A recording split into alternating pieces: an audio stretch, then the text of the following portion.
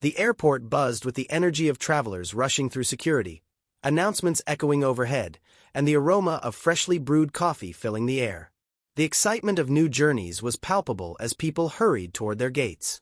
Emily Carter, a 17-year-old with bright eyes and a quiet confidence, walked through the terminal, pulling her carry-on suitcase behind her.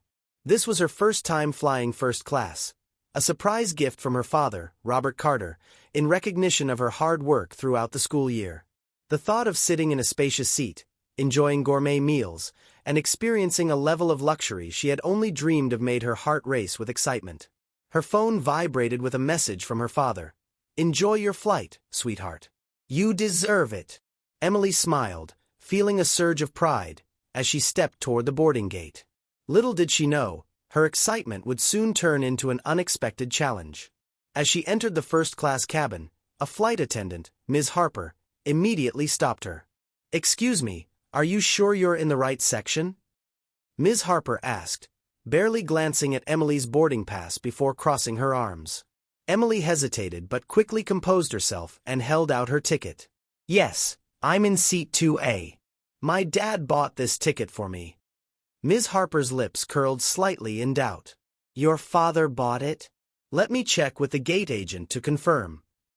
Her tone was filled with skepticism, as if it were impossible for someone like Emily to belong there. Nearby passengers turned their heads. A man in a suit raised an eyebrow, while a woman sitting across the aisle shot Emily a quick, sympathetic glance before looking away. Emily felt her cheeks flush. She had never been questioned in this way before. Ms. Harper added, "If there's been a mistake, you'll have to move to economy." Emily sat down, gripping her hands tightly in her lap. She could feel the weight of the stares around her, the silent judgment. Why was this happening? Because she was young. Because she didn't look like someone who typically flew first class? She thought about calling her dad, but hesitated. He had always taught her to handle difficult situations with grace and confidence. "You belong wherever you choose to be," he would say. The words echoed in her mind, giving her strength. 10 minutes later, Ms. Harper returned, now accompanied by a gate agent. "We've reviewed your ticket." Before she could finish, the cabin door opened. A tall, confident man in a tailored suit stepped inside, Robert Carter. He walked directly to Emily's seat, his voice calm but firm. "Is there a problem here?" Ms. Harper hesitated. "We were just verifying her ticket, sir." Robert's expression remained unreadable. "Her ticket is valid. I'd like to know why my daughter is being questioned about her seat. Is it because she doesn't look like the usual first-class passenger?" Silence filled the cabin. The tension was thick. A man in a business suit across the aisle cleared his throat. "She deserves an explanation." Some passengers nodded in agreement, while others looked away, uncomfortable. Emily's heartbeat quickened. This wasn't just about a ticket, it was about standing up for herself. The flight manager arrived, issuing a formal apology, and escorted Ms. Harper to the back. A few passengers exchanged guilty glances. Others offered Emily small nods of acknowledgement.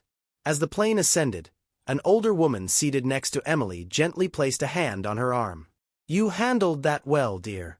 Never let anyone define you by their assumptions." Robert smiled at his daughter. "Are you okay?" Emily nodded but whispered, "Dad, why do people always make assumptions like that?" He squeezed her hand. "Because some people see only what they expect to see.